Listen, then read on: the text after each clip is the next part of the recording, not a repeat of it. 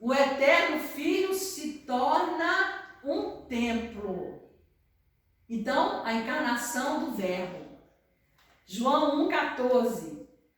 E o Verbo se fez carne e habitou entre nós, cheio de graça e de verdade. E vimos a sua glória, glória como do unigênito do Pai. Então, o Verbo se fez carne e habitou entre nós. Então, o próprio Deus encarnado, o Verbo, se fez carne. Isso mostra a humanidade de Cristo.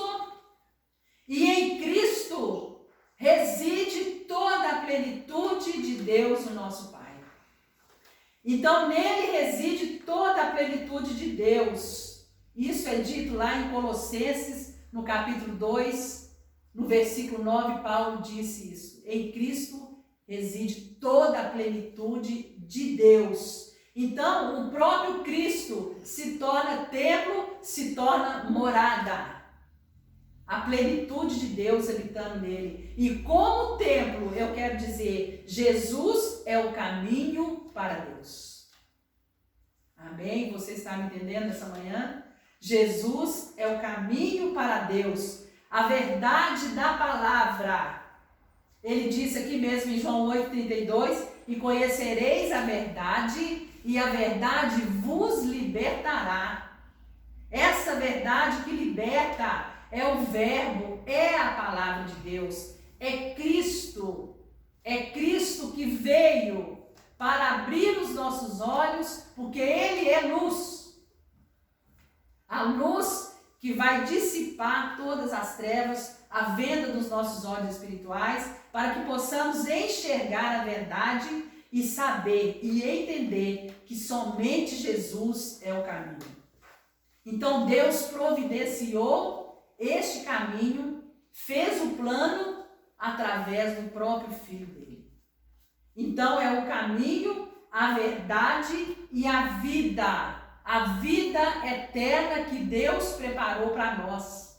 Porque se você como cristão, não importa se você é evangélico, se você é católico, se você crê na ressurreição, se você crê que Cristo ressuscitou, e nós vamos ressuscitar com Ele e temos a vida eterna, porque quem crê tem a vida eterna. Então eu sou o caminho e a verdade e a vida. Por quê, irmãos? Porque hoje, através de Cristo, pela fé, a Bíblia fala em Efésios que a salvação é pela fé, né? Pela graça sois salvos mediante a fé em Cristo Jesus, e isso não vem de vós, é dom de Deus. Então, através de Cristo, nós temos acesso ao Pai. Aquilo que acontecia no templo, aquilo que acontecia no tabernáculo, onde somente o sumo sacerdote podia entrar e falar com Deus e estar face a face com Deus, não existe mais. Em Cristo, isso acabou. Nós hoje podemos entrar e falar com Deus, porque Jesus fez um trabalho perfeito, eterno, e trouxe salvação para nós. A sua crucificação fez com que o véu do templo se rasgasse de alto a baixo. Esse véu que existia lá no templo, separando o Santíssimo Lugar, onde apenas o sumo sacerdote entrava, era uma cortina grossa, era um véu espesso, irmãos, mas era algo assim, que não se rasgava, era muito forte, era muito grosso. Mas quando Jesus morreu na cruz, no momento da crucificação, Jesus expirou. A Bíblia diz no Evangelho de Marcos, e o véu do templo se rasgou de alto a baixo, de uma forma sobrenatural, que quando o soldado olhou, ele disse, verdadeiramente, este era o Filho de Deus. Então o véu se rasgou, então acabou aquele véu que separava, e também tinha uma parede que fazia separação entre o judeu e entre os gentios, aqueles que não eram de Israel. Aquele muro de separação acabou, e hoje em Cristo você pode entrar com intrepidez no trono da graça. E você pode falar com o Pai. Você tem acesso. Seu alto sacrifício da cruz por nosso pecado trouxe-nos perdão. Então, através do sangue de Jesus, a Bíblia fala em Hebreus também que sem derramamento de sangue não há remissão de pecados, não há perdão de pecados. Era necessário que se houvesse derramamento de sangue. No Antigo Testamento, sangue de animais. Mas agora, o sangue do próprio Jesus. O sangue de Cristo que foi derramado. Como um homem na cruz do Calvário. Por isso, João Batista disse: eis o Cordeiro de Deus que tira o pecado do mundo. Porque ele derramou seu sangue em nosso favor. E Jesus também disse: ele é a porta para o templo do Senhor. Aqui em João, capítulo 10, eu quero ler também com vocês. João, capítulo 10, o versículo 9. Ele diz assim: eu sou a porta. Se alguém entrar por mim, será salvo. Entrará e sairá e achará pastagem. Então, veja bem, Jesus, isso foi uma linguagem figurada. Jesus não é uma porta. Mas ele disse: eu sou uma porta nesse sentido. Ele é a entrada para chegarmos a Deus. Se você entrar, se você passar por Jesus, você vai chegar ao Pai, você vai chegar ao pastor, ao bom pastor, e achará pastagem. Aleluia! Ele é a porta. Então foi isso que Cristo nos disse. Ele é o caminho e a verdade e a vida. Ninguém vem ao Pai senão por mim. Então hoje nós temos esse acesso. Através da mediação de Jesus. E eu quero olhar com vocês também, se você puder abrir aí a sua Bíblia, em 1 Timóteo, no capítulo 2, hoje, através de Jesus, podemos entrar na presença do Pai e viver em comunhão com Deus, e viver em comunhão com o Pai. 1 Timóteo, capítulo 2, versículo 5. Porquanto há um só Deus e um só mediador entre Deus e os homens, Cristo Jesus, homem, o qual a si mesmo se deu em resgate por todos, testemunho que se deve prestar em tempos oportunos. E Paulo ainda diz no versículo 7, para isto fui designado, pregador e apóstolo, afirmo a verdade, não minto, mestre dos gentios na fé e na verdade. Paulo ensinando, Paulo dizendo, só há um Deus e um só mediador. Então, entre Deus e os homens, olha, Deus, o homem está aqui, igreja. Deus está aqui, Deus é santo. O homem é pecador. Olha o abismo que faz separação, que é o pecado. A Bíblia fala em Isaías que o pecado faz separação entre Deus e os homens. Então foi isso que Deus quis fazer conosco, aproximar o homem que Ele criou a Ele, fazer com que esse homem chegue a Ele novamente. Então esse abismo, ele só pode ser passado, atravessado através de Jesus. O homem está aqui, Jesus está aqui, o Deus está aqui, Jesus está aqui, o mediador. Ele vai te levar, ele vai te conduzir ao Pai e trazer salvação e vida eterna para você.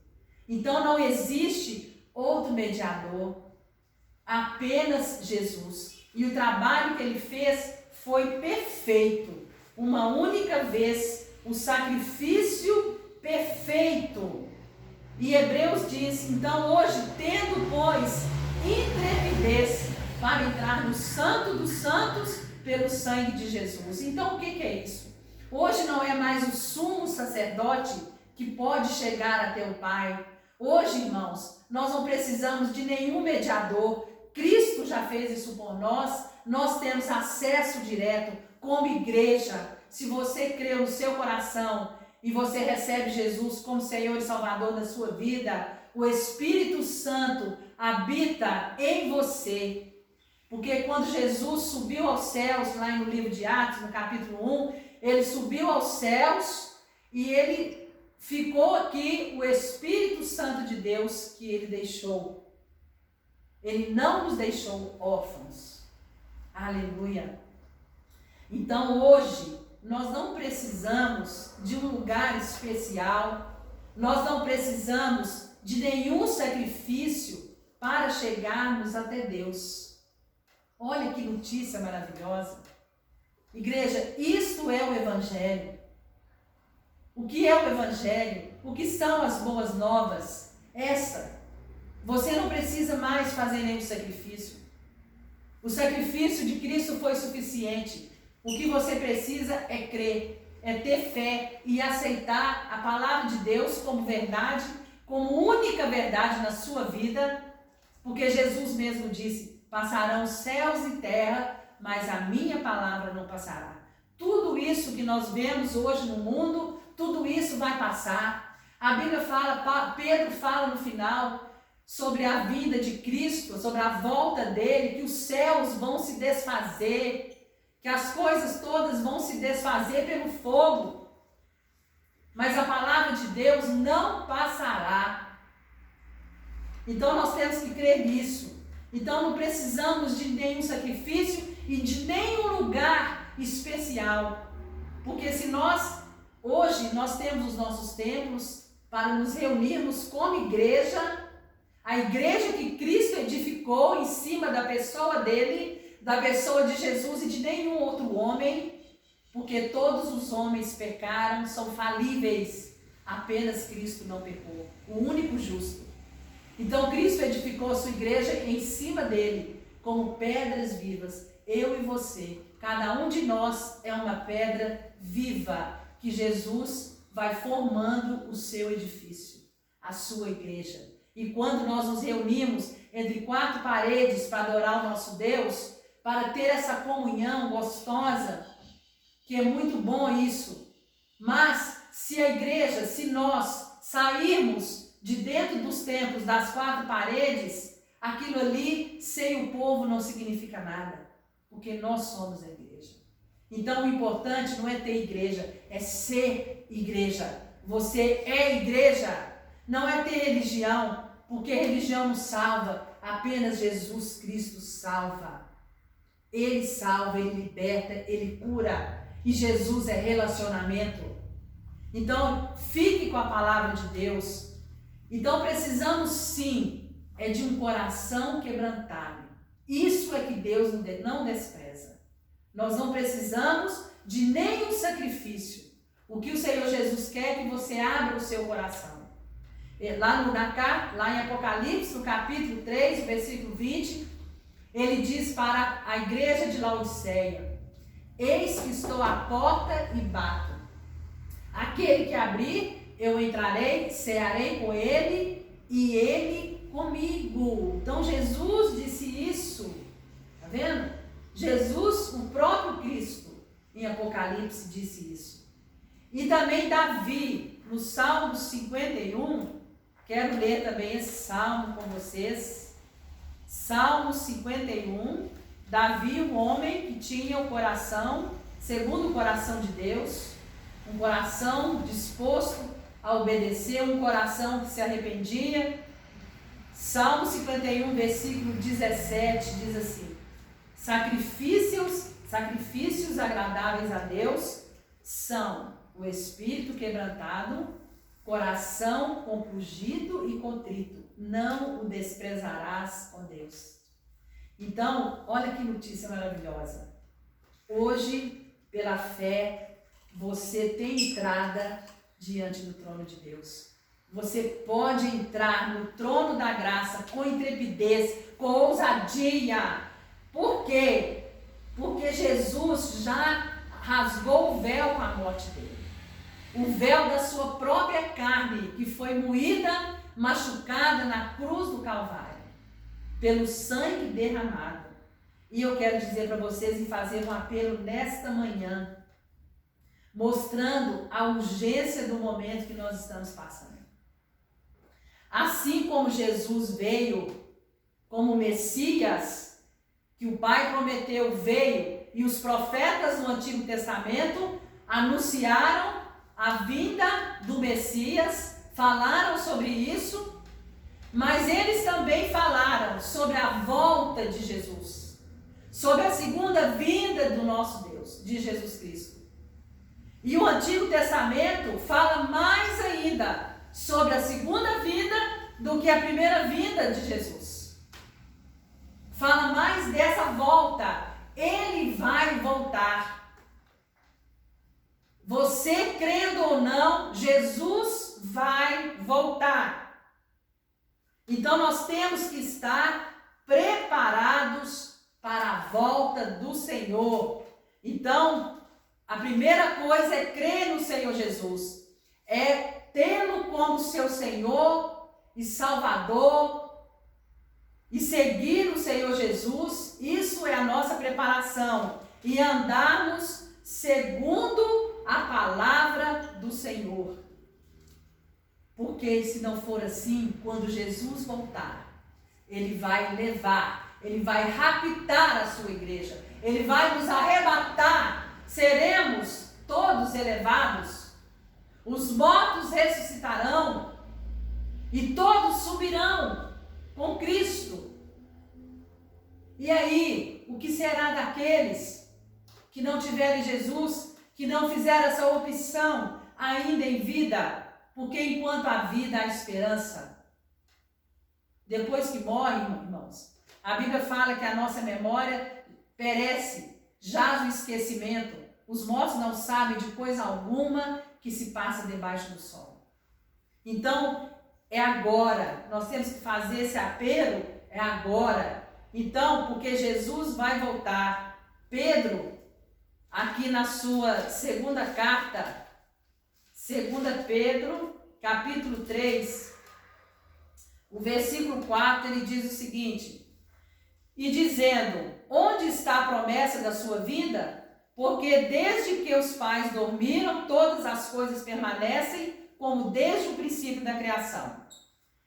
E o versículo 10, virá entretanto como ladrão o dia do Senhor, no qual os céus passarão com estrepitoso estrondo e os elementos se desfarão abrasados. Também a terra e as obras que nela existem serão atingidas. Irmãos, todas as coisas serão desfeitas.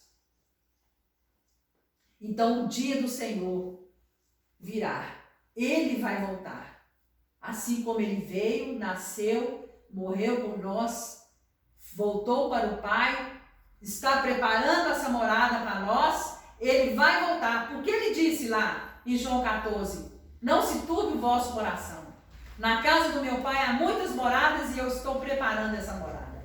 Porque ele vai voltar para a igreja, para buscar a igreja. E aí eu te pergunto, Pedro faz um alerta sobre os falsos profetas, sobre aqueles que dizem, que questionam, onde está a promessa da sua vinda? Muitos não creem, muitos não acreditam. Falsos profetas, falsos mestres, falsas doutrinas têm ensinado isso, colocando em dúvida a palavra de Deus, que é a verdade. Mas ele vai voltar, quer você queira ou não, quer você crê ou não, o Senhor vai voltar. Então eu faço um apelo nessa manhã, em nome de Jesus. Se você entendeu essa palavra, se você crê que Jesus é o único caminho que te leva ao Pai, se você entendeu que você não precisa mais de sacrifícios, que você não precisa carregar peso no seu ombro, aceite o convite de Jesus nessa manhã. Ele diz no Evangelho de Mateus, no capítulo 11, ele diz, vinde a mim, os que estáis cansados e sobrecarregados, e eu vos aliviarei, porque o meu fardo é leve e o meu jugo é suave. Então aceite esse convite de Jesus. Jesus está batendo na porta do seu coração, e de repente você nunca pensou nisso, talvez você nunca tenha ouvido essa palavra da verdade, mas eu te faço um apelo nessa manhã para que você pense Olhe os acontecimentos ao nosso redor. Olhe o que está acontecendo, não só no Brasil, mas no mundo. Olha esta pandemia. Isso é um sinal claro, evidente da volta de Jesus. Um dos sinais, porque o próprio Cristo, se você ler depois, lá no seu sermão profético, no capítulo 24 do Evangelho de Mateus, Jesus vai falar sobre o final dos tempos e alguns sinais acontecerão. Um desses sinais são essas pestes, são essas pragas, e dessa forma atingindo todo o mundo. Quantas nações isso até então nunca aconteceu? Quem tem ouvidos, ouça o que o Espírito diz às igrejas. Preste atenção, vigia, fique alerta. E se você não se decidiu por Cristo ainda, decida hoje. Talvez seja hoje a sua oportunidade. E eu quero, nesse momento, orar por você, fazer este apelo em nome de Jesus, para que você possa receber. Vou chamar o Samuel aqui. Vem cá, Samuel, vem tocar em alguma coisa. Eu quero orar. E se você recebeu essa palavra no seu coração, a Bíblia fala, né, que se você confessar Jesus com seus lábios e crer no seu coração que Deus o ressuscitou dentre os mortos, será salvo. Amém? Então eu queria nesse momento que você fechasse os seus olhos e orasse comigo nessa manhã, em nome de Jesus. E depois nós vamos passar a uma oração novamente com o pastor Marcílio, pelo Brasil. Mas você se coloque aqui diante de Deus, amém? E se você puder, quiser repetir comigo nessa manhã, fala o seguinte assim: Senhor Jesus, nessa manhã eu ouvi a tua palavra, eu ouvi a verdade, eu ouvi e entendi que tu és o caminho e a verdade e a vida, e que ninguém vem ao Pai se não for por ti. Eu entendi, Senhor Jesus, que apenas o teu sacrifício, a tua morte na cruz do Calvário foi suficiente para me salvar, para me resgatar do inferno, para me levar para o Pai. Por isso, Senhor Jesus, eu te recebo nessa manhã como meu Salvador, suficiente e único Salvador. E eu te recebo também, eu te aceito como meu Senhor. A partir de hoje, guia a minha vida, guia os meus passos, e eu quero apenas confiar no Senhor e saber e crer que o Senhor morreu e ressuscitou ao terceiro dia e está vivo e fala conosco, e o teu Espírito Santo habita em nós. Muito obrigada, Jesus. Eu oro nessa manhã e te agradeço por tudo e pela oportunidade de poder confessar o Senhor com os meus lábios. Pai querido, e em nome de Jesus, eu te peço agora, Deus, que todas essas pessoas que oraram neste momento, que o Senhor dê o teu Espírito Santo, que o teu Espírito Santo venha habitar em cada coração e fazer morada, e que o teu Espírito Santo, o Espírito da verdade, que convence do pecado, da justiça e do juízo, venha convencer todos os corações do pecado, Pai. Oh Deus amado, e que nós possamos de fato aceitar a tua palavra de bom grado. Oh Deus, como aqueles habitantes de Bereia que ouviam o apóstolo Paulo falando e verificavam nas escrituras a verdade. Que nós sejamos, ó Pai, obedientes à tua lei, à tua palavra, e saber que o Senhor é Deus e que hoje nós temos acesso ao trono da graça, porque a Bíblia fala em Pedro que o Senhor nos tornou sacerdotes reais, nação santa, povo de propriedade exclusiva de Deus. Então, meu Deus, hoje nós somos sacerdotes, hoje nós temos acesso ao Pai. Esse é o caminho para chegarmos a Ti. Muito obrigada, em nome de Jesus. Amém. E que Deus te abençoe. Amém? Amém. Glória a Deus. Quero que você estenda suas mãos neste momento. Que a graça salvadora do nosso Senhor Jesus Cristo, o amor de Deus, o nosso Pai, e a comunhão do Espírito Santo sejam com todos vós em Cristo Jesus. Aleluia e amém.